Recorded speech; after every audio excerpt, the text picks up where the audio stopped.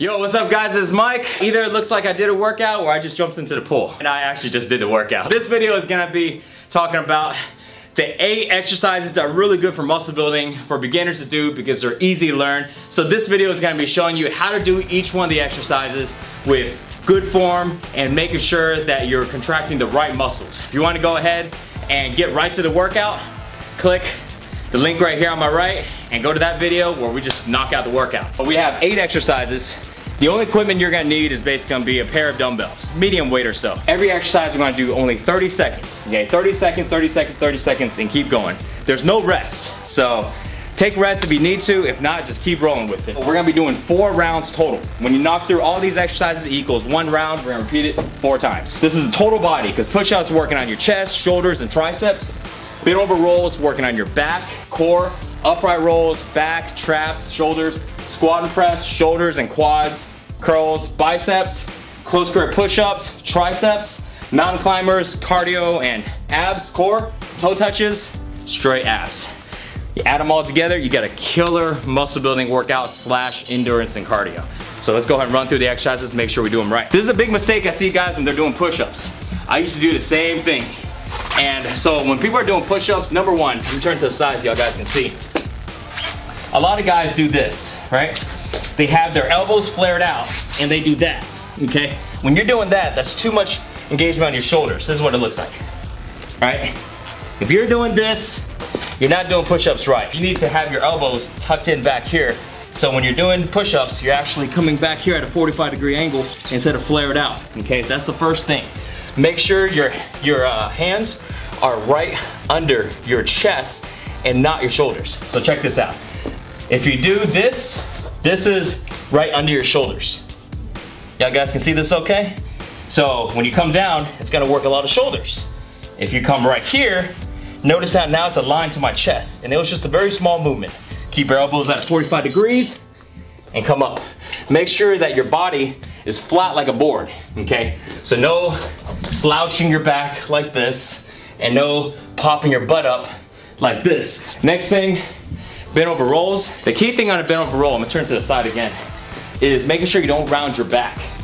So you don't wanna do this, right? This is wrong because it's gonna hurt your back. You wanna keep your butt out, look either forward or slightly down, so now your back is straight. And your knees should not be propped out like this. Your knees should be back behind your toes, right? So knees behind the toes, butt back, back is straight at about a 45-degree angle, give or take.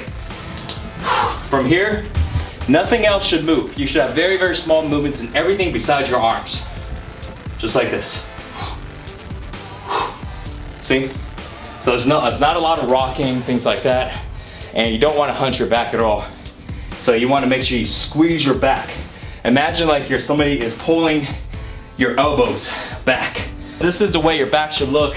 It's hard to tell, but pull your elbows back so you're squeezing your back. If not, you're doing this. Next exercise is upright rolls. Grab a pair of dumbbells or barbell.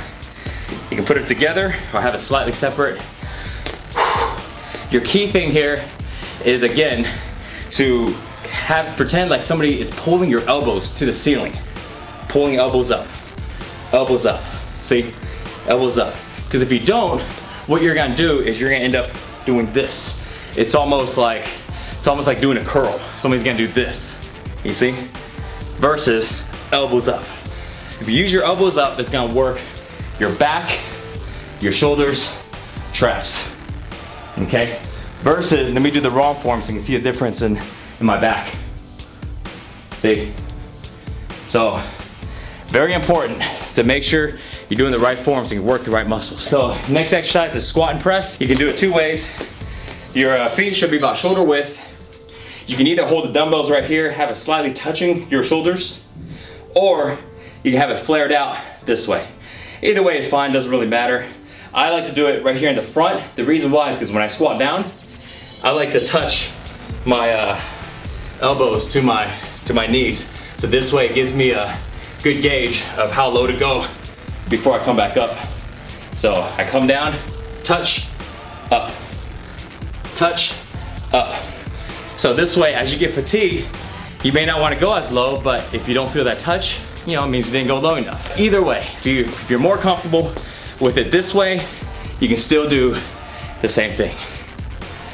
Key thing on here, make sure that when you're squatting, keep pressure on your heels, keep your butt back, and your knees should not go too much past your toes. See this right here? You don't want to be on the ball of your feet when you're squatting down. You got to keep the pressure on your heel, butt back. So this way, what it does, it works on your quads, your glutes, versus pressure on your toes, knees. A lot of guys are squatting and they say, hey, I can't squat, I can't do lunges because my knees hurt. Well, that's because the pressure is in the wrong place on the bottom of your foot. So it's working the wrong part of your body. The next one is curls. Keep your elbows to the side. Just curl up and down. Don't tuck your elbows in, elbows back, because you're not gonna get a range of motion. It's gonna look like this, okay? Another thing on curls is making sure, if you look at my wrist, make sure your wrist is not curled in like this, okay? Because I was using too much forearms. Keep your wrist straight or even slightly back a little bit, okay? So this way, it takes the pressure off your forearms and right into your biceps. Next one is close grip push-ups. Number one, making sure your elbows are flared 45 degrees back and not to the sides. So you want to make sure the grip, well, your hand placement, the closer your hands are to each other, the more triceps you work. But also the more pressure on your elbows, right? So if I was gonna do, you know, let's say 6 inches, which is usually where I go at, it definitely works your triceps, but it doesn't apply as much pressure on your elbows. The moment you go all the way close to where sometimes they call this a diamond push-up, right? If you go all the way close, it's gonna put more pressure on your elbows, which might be fine if you have good elbows. Personally for me, they're a little tender sometimes, you know, I don't got the best joints.